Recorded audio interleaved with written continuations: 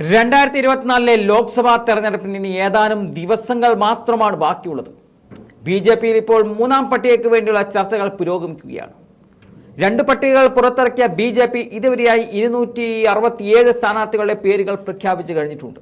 എന്നാൽ യുപിയിലെ 24 സീറ്റുകളിൽ ഇതുവരെ സ്ഥാനാർത്ഥികളെ പ്രഖ്യാപിച്ചിട്ടില്ല. പല സിറ്റിംഗ് എംപിമാരുടെ സീറ്റും തെറിക്കുമെന്നും സൂചനകളുണ്ട്.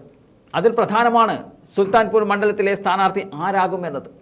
നിലവിൽ മനേക ഗാന്ധിയാണ് ഇവിടുത്തെ MP. സീറ്റ് വിഭജനം കോർ കമ്മിറ്റി യോഗത്തിൽ തീരുമാനിച്ചതായിട്ടാണ് വിവരം. അമിത്ഷായുടെ നേതൃത്വത്തിൽ നടന്ന കോർ കമ്മിറ്റി യോഗത്തിൽ മനേക ഗാന്ധിയെ സുൽത്താൻപൂരിൽ നിന്നും അതുപോലെ അവരുടെ മകൻ വരുൺ ഗാന്ധിയെ പിലിഭിത്തിൽ നിന്നും മാറ്റുമെന്നതാണ് സൂചനകൾ. പിലിഭിത്ത്, മീററ്റ്, സുൽത്താൻപൂർ എന്നിവയുൾപ്പെടെ 24 ലോക്സഭാ സീറ്റുകളിലേക്കാണ് ചർച്ചകൾ നടക്കുന്നത്. സുൽത്താൻപൂർ സീറ്റിൽ നിന്നും മനേക ഗാന്ധിക്ക് പകരം പ്രേം ശുക്ലയെ സ്ഥാനാർത്ഥിയാക്കുമെന്നതാണ് BJP വൃത്തങ്ങളിൽ നിന്നും ലഭിക്കുന്ന സൂചനകൾ. 9 വർഷം മുമ്പാണ് അദ്ദേഹം BJPയിൽ ചേർന്നത്. BJPയിൽ ചേരും മുമ്പ് അദ്ദേഹം ശിവസേനയിലാണ്.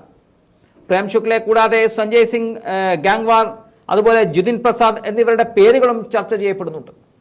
സഞ്ജയ് ഗാംഗ്വാറിന് വരുൺ ഗാന്ധിയുടെ മണ്ഡലമായ പിലിഭിത്ത് സീറ്റിൽ അവസരം ലഭിച്ചേക്കുമെന്നും റിപ്പോർട്ടുകളുണ്ട്. നിലവിൽ പിലിഭിത്ത് അസംബ്ലി മണ്ഡലത്തിൽ നിന്നുള്ള MLA ആണ് അദ്ദേഹം.